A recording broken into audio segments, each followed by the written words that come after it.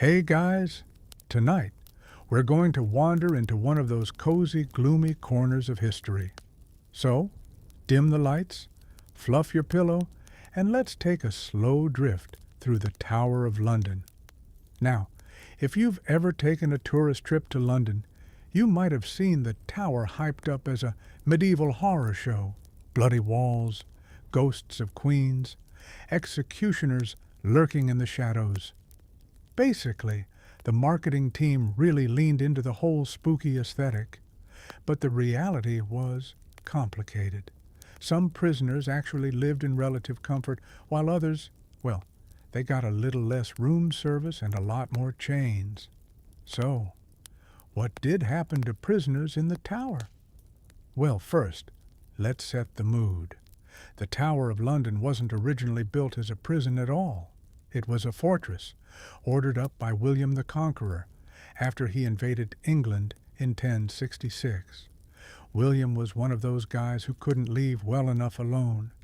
He wins a crown, and instead of celebrating with a pint like a normal person, he immediately starts building intimidating stone piles everywhere.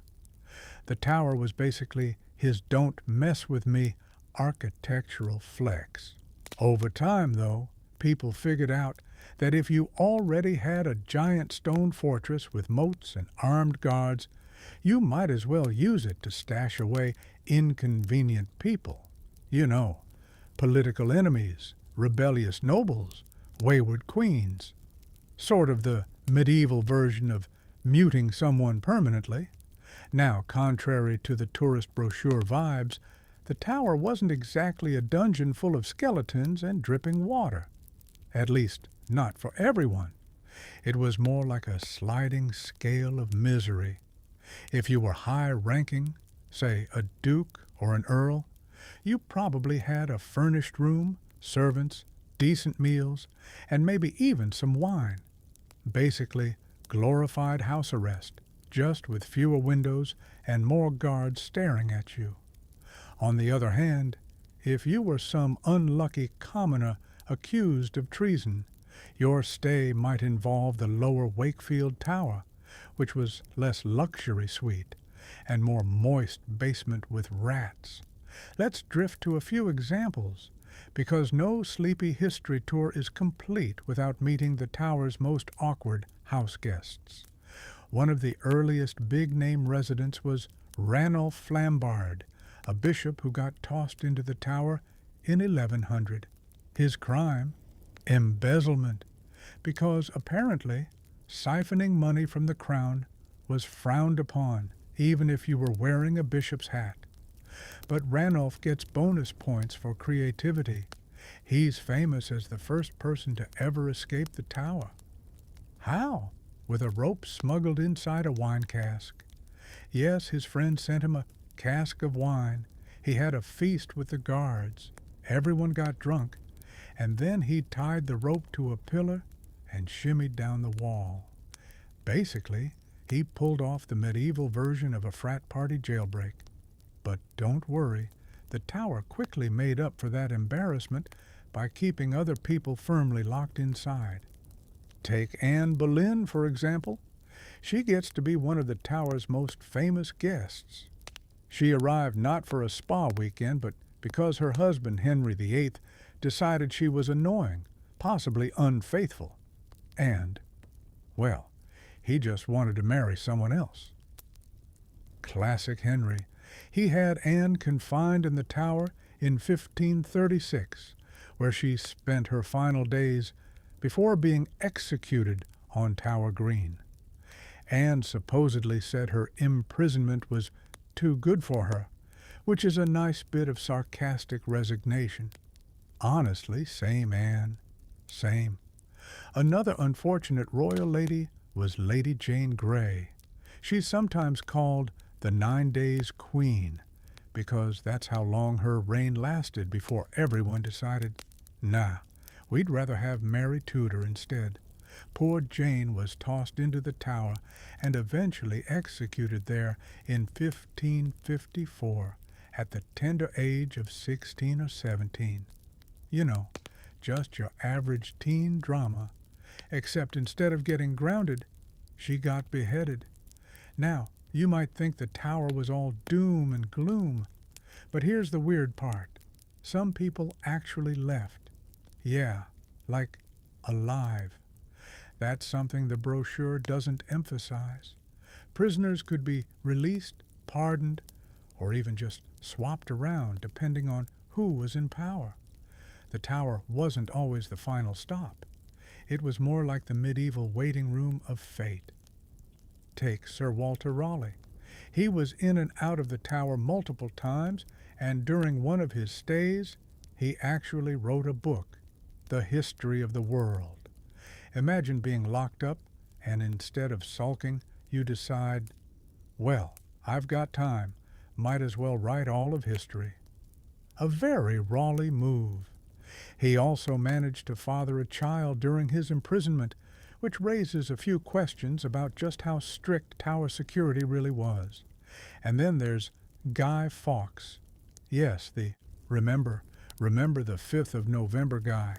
He was tortured in the tower after his failed attempt to blow up Parliament in 1605. His signature actually exists in two forms, one nice and legible before the torture, and one barely scribbled after. Basically the medieval version of before and after photos, only far less glamorous. So, the tower really was this strange blend of luxury suites, gloomy basements, torture chambers, and occasionally accidental day spa for noble rebels. Each prisoner's story depended heavily on their social rank, their usefulness, and how moody the monarch happened to be that day. And that, friends, is where we'll pause for tonight's first section. We've just settled into the tower, poked around its damp corners, and met some of its more unfortunate tenants. Next up, let's float onward into even stranger stories of royal cousins, failed escapes, and the oddly comfortable lives of people who technically were supposed to be locked away. So, we've wandered around the tower's gloomy corners and met some of its most unlucky tenants. But here's the thing. The tower wasn't always about damp chains and torture chambers. Sometimes it was strangely comfortable. Let's start with the aristocrats, because if you're going to be a prisoner in medieval England, you might as well have the good sense to be born into nobility. Take Margaret of Anjou, wife of Henry VI. When her husband lost his grip on both his crown and, let's be honest, his sanity, Margaret was captured during the Wars of the Roses. Now, instead of being tossed into some moldy dungeon, she was housed in the tower in quarters that were, well, probably nicer than the average London townhouse at the time. She had attendants, food, privacy, basically prison, but with velvet cushions. But not everyone was so lucky. You see, the tower had a reputation for escapes, but most of them ended badly. One of the more famous failures was Thomas Blood. Yes, Colonel Blood, though the title was mostly self-awarded because he liked the sound of it. He's best remembered for trying to steal the crown jewels in 1671, which, honestly, is such a bold move that you almost want to applaud him.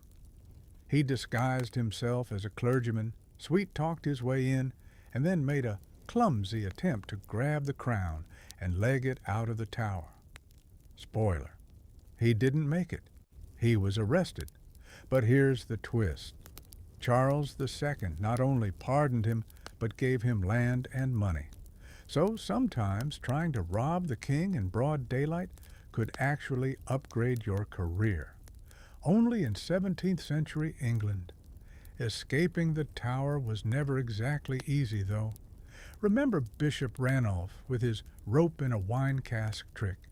Yeah, that was about as good as it got.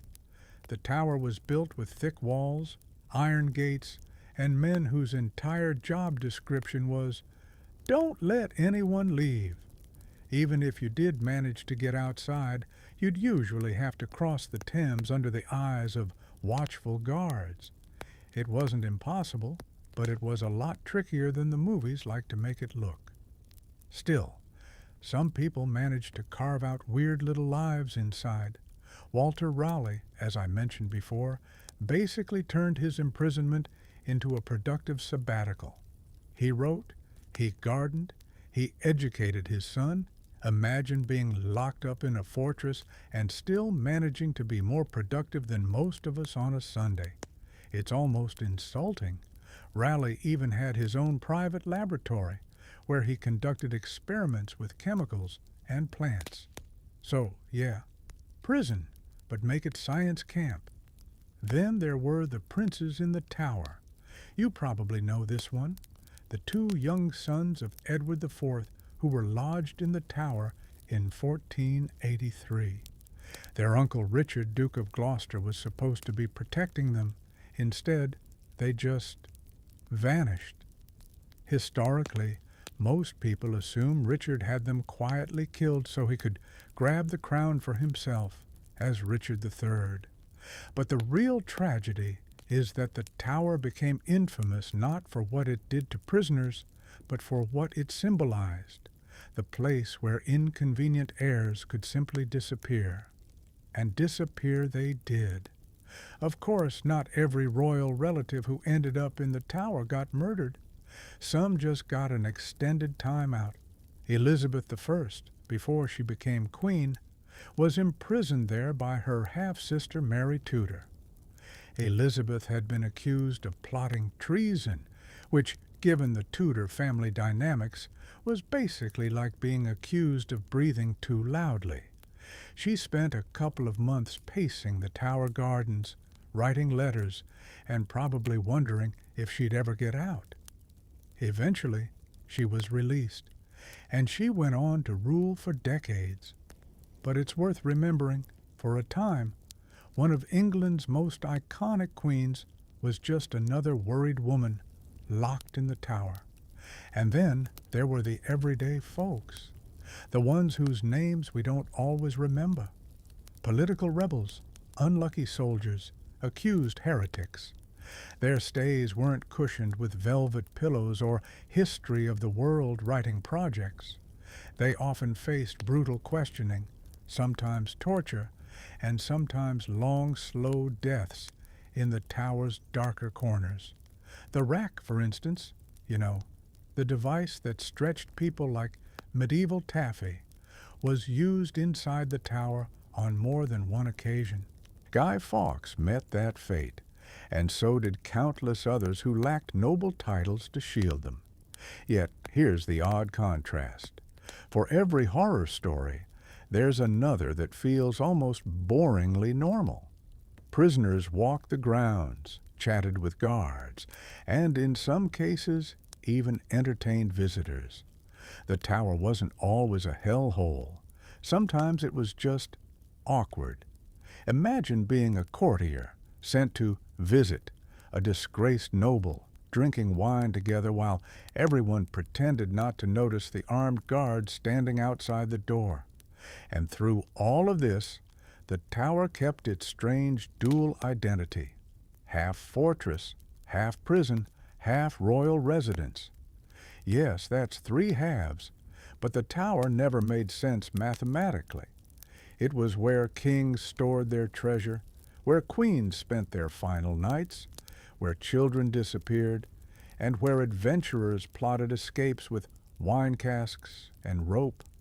So, as we drift deeper into this sleepy labyrinth of history, the question isn't just what happened to prisoners in the Tower. It's also, why did so many different fates unfold under the same roof? And with that thought, let's quietly shuffle forward to more of the Tower's strangest inmates. Next, we'll meet rebels, pretenders, and the unlucky souls who thought rebellion against the crown was a good idea, until they discovered the Tower had other plans. All right, so far we've wandered through velvet cushions, wine casks, vanished princes, and some very awkward family drama. But the Tower also had a habit of filling up whenever someone decided to rebel against the crown, and in medieval England, people loved rebelling. It was practically a national sport. Take Thomas More, for example. Sir Thomas was a brilliant scholar, lawyer, and eventually the guy who refused to sign Henry VIII's "I'm totally in charge of the church now" paperwork. Henry, who wasn't exactly known for tolerating dissent, had More locked up in the Tower in 1534. More spent over a year there before being executed. He's remembered today as a saint, but in the Tower, he was just another man refusing to bend to Henry's unique management style. Then there was Thomas Cromwell, another Thomas, because apparently 16th century England only allowed about 3 male names. Cromwell was Henry VIII's right-hand man for years, engineering the king's divorce from Catherine of Aragon, and basically turning the kingdom upside down. But Henry, being Henry, eventually Cromwell fell out of favor. And where do you go when you're out of favor with the Tudors? Straight to the Tower. Cromwell was imprisoned in 1540, briefly, before being executed. The Tudors had a very "thank you for your service, now please die" approach to politics. The Tower also welcomed rebels with less polished resumes. Take the Northern Rebellion against Elizabeth I in 1569. Dozens of captured nobles were marched south, and quite a few ended up in the Tower. Their crime? Basically trying to swap Elizabeth for Mary, Queen of Scots. Spoiler, it didn't work. Elizabeth wasn't in the mood for being swapped out. The rebels were executed or left to rot in the Tower's less glamorous rooms. Speaking of Mary, Queen of Scots, no, she wasn't imprisoned in the Tower herself. She was shuffled around a variety of castles instead. But her supporters definitely saw the inside of those stone walls. The Tower became a sort of catch-all for anyone even remotely linked to plots against Elizabeth. You wrote a suspicious letter, whispered the wrong gossip, or wore a shirt with the wrong crest. Congratulations, you just won a one-way trip to the Tower. But not all rebels were noble. Some were, well, colorful characters. Let's go back to Guy Fawkes and the gunpowder plot in 1605. The whole gang of conspirators ended up in the Tower after their plan to blow up Parliament fizzled, literally. Fawkes, as we said earlier, got the full torture rack treatment. His friends didn't fare much better. The Tower served as their holding cell until they were marched out for execution. In a way, the Tower was like the grim waiting room before the main event. Then there's the story of Perkin Warbeck. He claimed to be one of the missing princes in the Tower. Remember those kids who vanished back in 1483? Warbeck popped up years later saying he was actually Richard, Duke of York, miraculously alive. Now, was he actually Richard? Almost certainly not. He was probably just a clever pretender with a flair for storytelling. But enough people believed him that he caused serious headaches for Henry VII. Eventually, Warbeck was captured and, of course, tossed into the Tower in 1497. He made one escape attempt, which failed, and was finally executed in 1499. His story shows how the Tower wasn't just a prison, it was a stage for all the drama of dynastic legitimacy. If you said you were royal, odds are you'd end up seeing the inside of those walls. Another memorable rebel was John Gerard, a Jesuit priest during Elizabeth's reign. He was arrested for conducting Catholic masses in secret, definitely not Elizabeth's favorite activity. He was thrown into the Tower in 1594 and tortured, but somehow survived. And here's the kicker. He escaped, like properly escaped, Using a rope smuggled in, Gerard slid across the moat one night and made it out alive. The tower guards were probably mortified. It was like Bishop Ranulph's wine cask escape, only with more religious undertones and less alcohol. Rebellions, pretenders, plots. The tower saw them all. Some inmates came in loudly, accused of high treason with entire parades of guards. Others slipped in quietly, anonymous figures whose names are long forgotten. But the pattern was the same. Rebellion against the crown led to imprisonment, and imprisonment usually led to a very sharp, very final ending. Yet even in this grim cycle, the tower remained oddly unpredictable. Some rebels were executed within weeks, others languished for years, growing old behind its walls. A few, like Gerard, managed daring escapes, and a select handful, if they were really lucky, walked out with a pardon. So, when we ask what happened to prisoners in the Tower of London, the answer is pretty much everything. They wrote books, plotted escapes, died quietly, or made history. The Tower didn't treat everyone the same way. It was a chameleon of punishment, adapting itself to the prisoner, the monarch, and the political climate of the moment. As we drift onward, let's turn our gaze to the tower's darker corners, because yes, while some prisoners had books, gardens, and wine, others had chains, torture devices, and a very damp view of a stone wall. And since this is supposed to be relaxing bedtime history, let's glide through those stories slowly, calmly, and maybe with a tiny bit of sarcastic commentary. So, we've talked about velvet cushions and wine-soaked escape attempts, but now let's dim the lanterns a little further and stroll into the tower's less enviable rooms. Because while some prisoners got feather beds, others got iron shackles and a front row seat to medieval creativity in pain management. Now, to be clear, torture wasn't an everyday thing in the tower. It wasn't like guards were walking around saying, "So, who wants the rack before dinner?"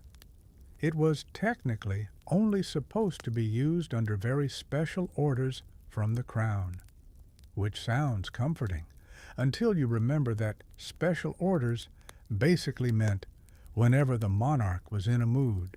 The most infamous device was, of course, the rack. It did exactly what you think it did.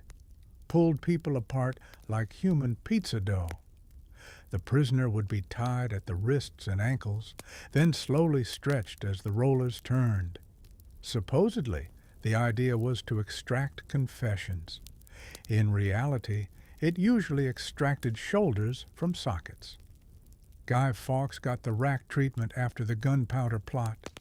His signature from before and after basically tells the story. One neat and tidy, the other a trembling scribble that looked like it had been written during an earthquake. But the tower also had a taste for psychological torment. One device was called the scavenger's daughter, a cheerful little invention that did the opposite of the rack. Instead of stretching you, it squashed you. Prisoners were folded into an iron frame, basically hugging their knees to their chest, while being crushed downwards. Fun times.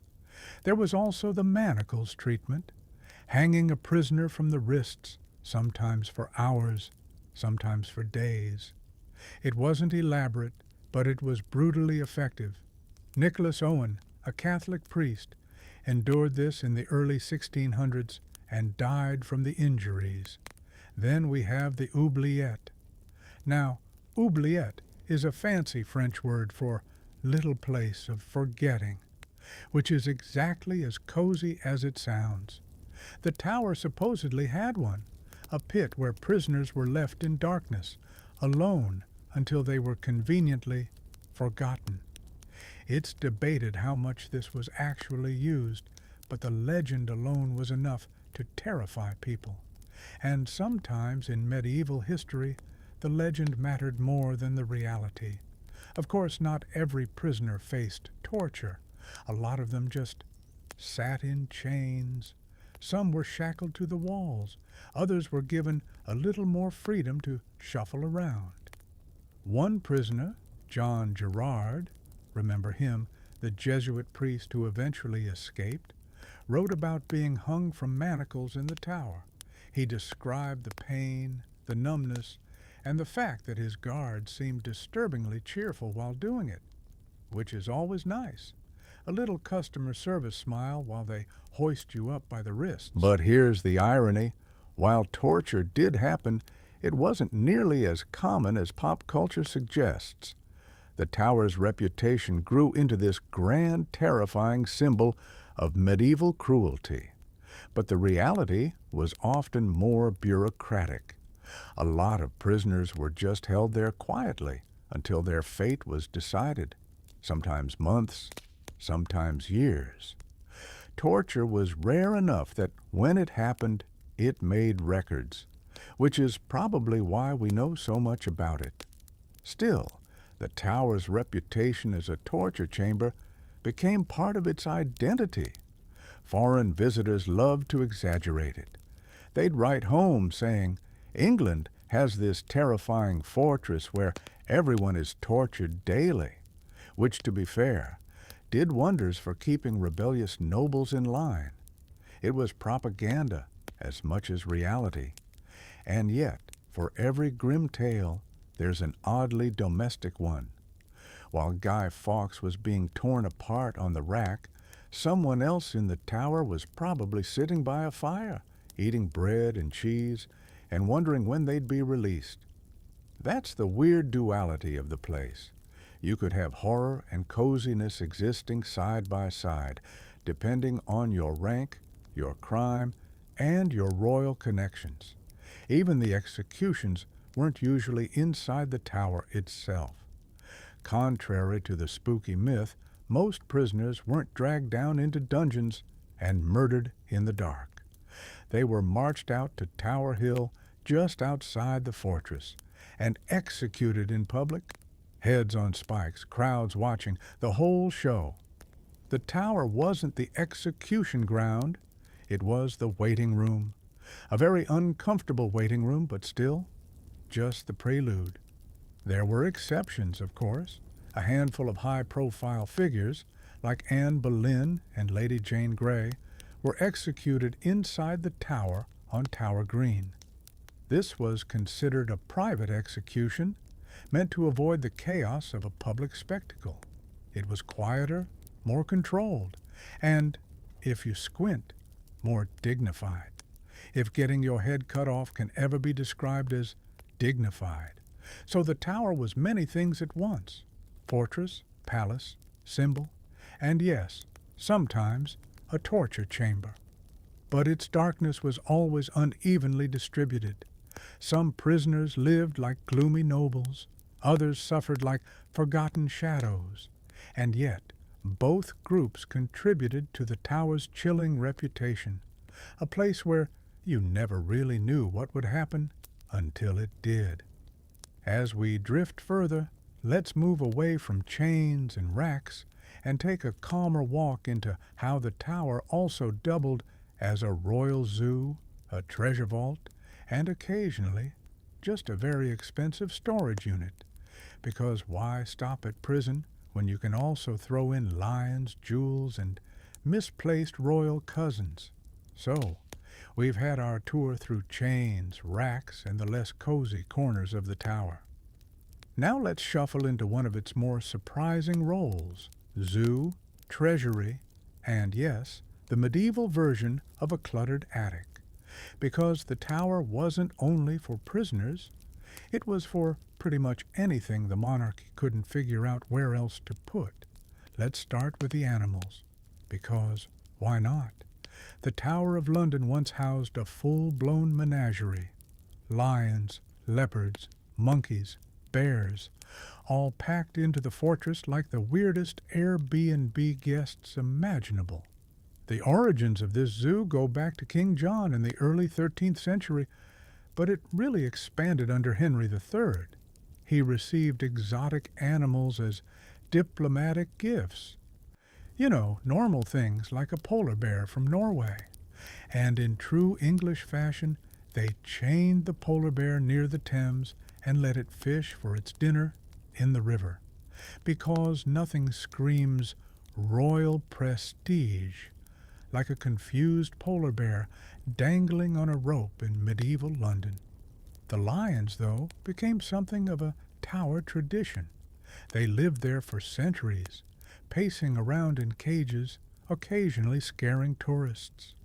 By the Tudor period, seeing the lions at the Tower was basically the medieval equivalent of visiting a theme park.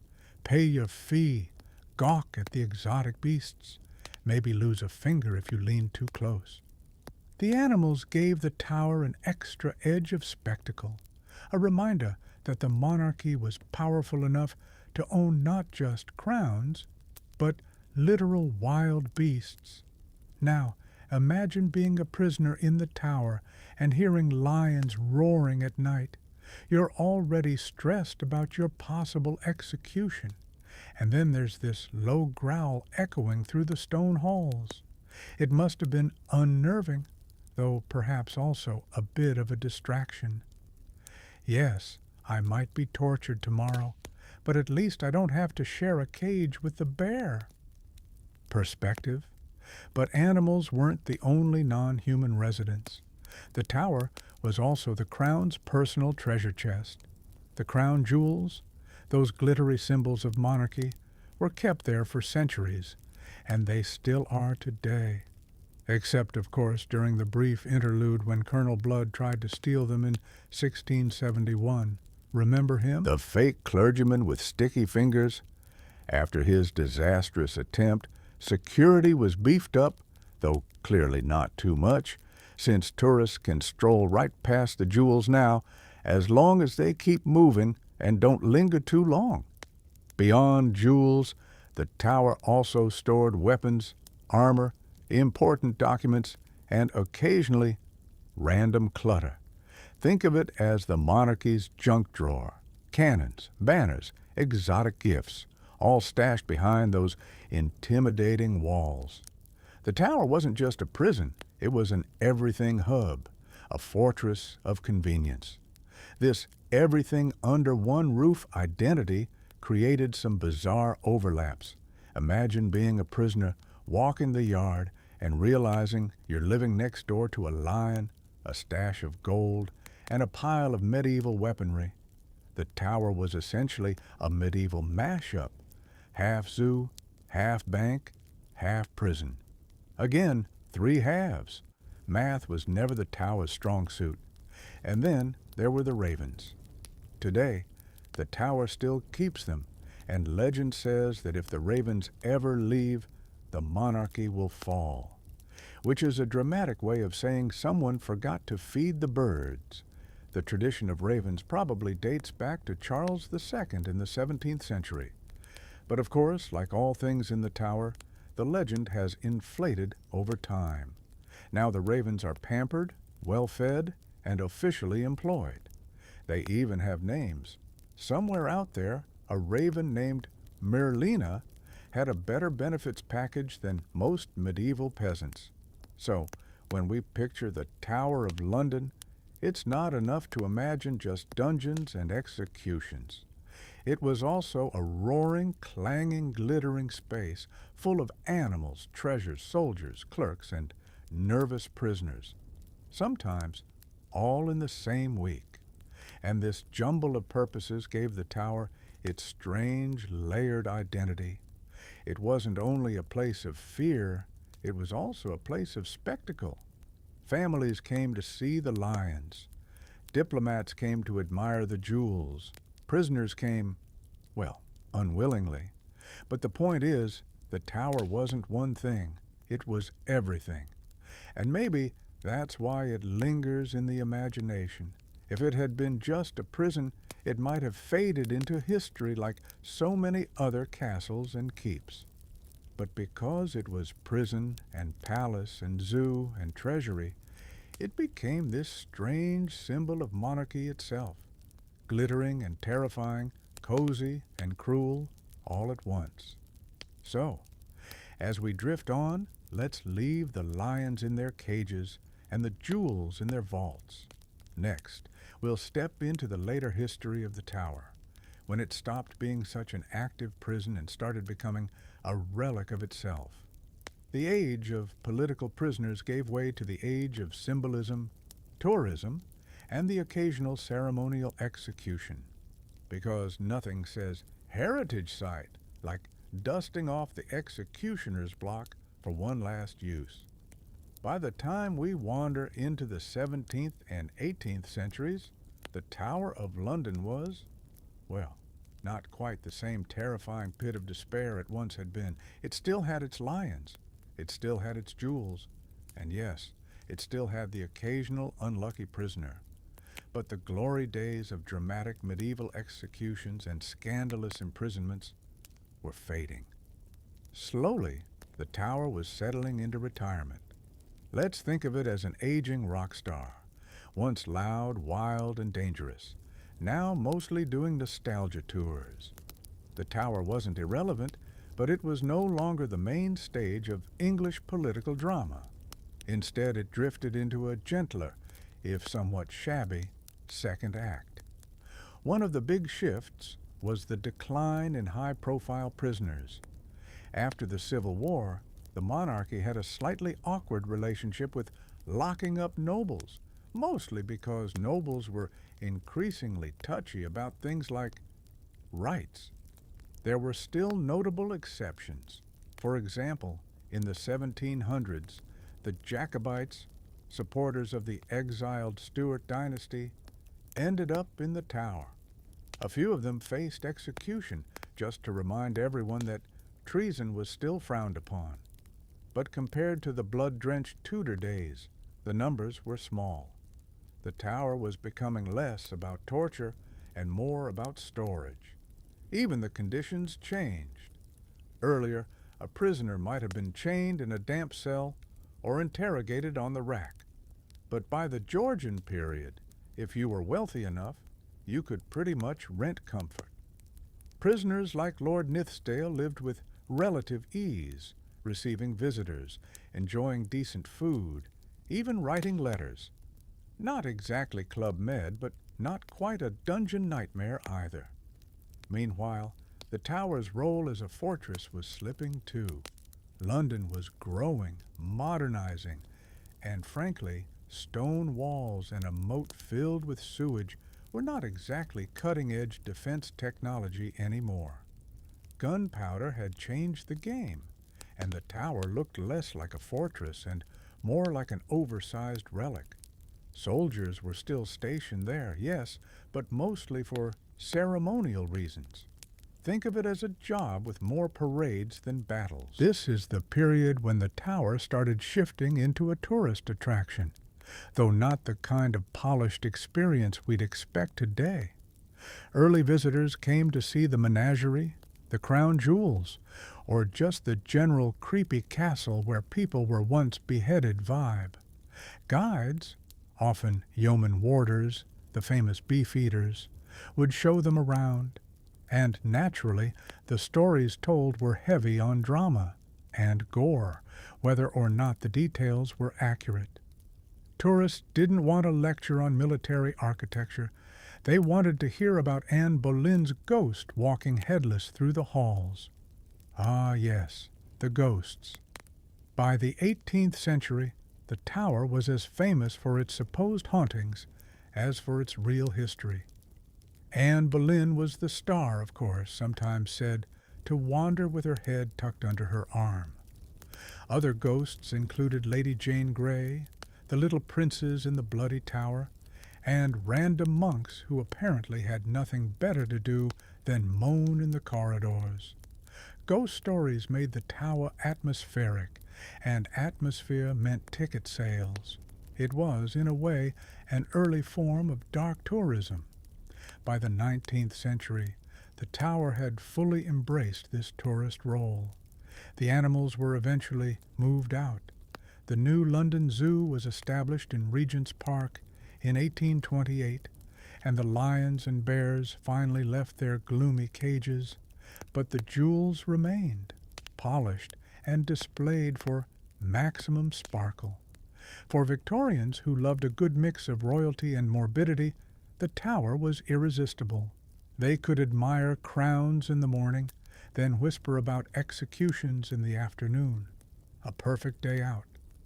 Interestingly, it wasn't just tourists who cared about the Tower's symbolism. The monarchy itself leaned into it. Ceremonies involving the crown jewels, or rituals like the ceremony of the keys, kept the Tower relevant. Even if no one was being tortured in the basement, the place still radiated history, tradition, and authority. And in Britain, tradition is currency. Of course, the Tower still occasionally dabbled in imprisonment. Even into the 20th century, it saw use. World War I and World War II brought a handful of high-profile prisoners, including German spies. Some were even executed by firing squad in the Tower grounds. But these were isolated moments, more like footnotes than main events. By then, the Tower was far more famous as a postcard than a prison.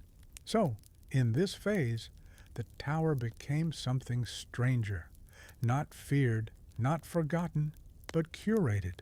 A museum before the word was fashionable, a place where history, legend, and tourism blended together, leaving visitors to drift through centuries of layered stories. It's worth pausing here to notice the irony. A site once dreaded as the heart of royal power had transformed into one of the monarchy's most charming tourist attractions. Families with children could visit the very spot where traitors once bled. Couples could admire the same jewels that had sparked wars, and no one seemed particularly haunted by the contrast. And perhaps that's the Tower's greatest trick. It adapted from fortress to prison, from prison to tourist site. It managed to survive by reinventing itself. All the while, its walls remained the same, gray, looming, and slightly damp, a backdrop against which history kept rewriting the script. So, as we drift into the final act of our Sleepy Tower saga, let's leave behind the Georgian comfort cells and Victorian ghost tours. Next, we'll step into the Tower's modern identity, its place in the 21st century, where it is no longer feared, but still somehow commands respect, and, of course, still entertains. So here we are, at the end of our little walk through the Tower of London. We've drifted past its prisoners and their whispered confessions. We've seen queens pacing in their last days, nobles scribbling nervous letters, and poor ordinary folks just trying to survive a stay they never wanted. We've wandered through cages of lions, past glittering crowns, and into the shadowy corners where ghost stories curl like mist. And what's left? Well, mostly the walls. Stone walls that have seen everything and, of course, said nothing. The Tower is less about answers and more about echoes. You stand there, and you feel centuries piled on top of each other, some terrifying, some absurd, some just human. Today it's a place of postcards and school trips, selfies, and yeoman warders in funny hats. No one is dragged there in chains anymore. The lions are gone, the rack is gone, and the moat is just a memory. What remains is atmosphere, a strange mixture of awe and unease, a reminder that history isn't always clean. Sometimes it's messy, cruel, and weirdly entertaining in hindsight. And that's why the Tower works so well as a bedtime story. It's not one tale, but thousands stacked like old manuscripts, some written in blood, some in gold ink, some probably in bad handwriting on cheap parchment. Together, they make a place that's both nightmare and lullaby. So, if you find yourself lying awake one night Imagine those walls. Imagine the quiet footsteps of a guard locking the gates. Imagine a raven shuffling its feathers, keeping watch as London sleeps. The tower no longer threatens, it just waits, and that's enough. All right then, close your eyes, let the walls fade, and drift off. Because the prisoners are gone, the ghosts are quiet, and the night is long. Sleep well.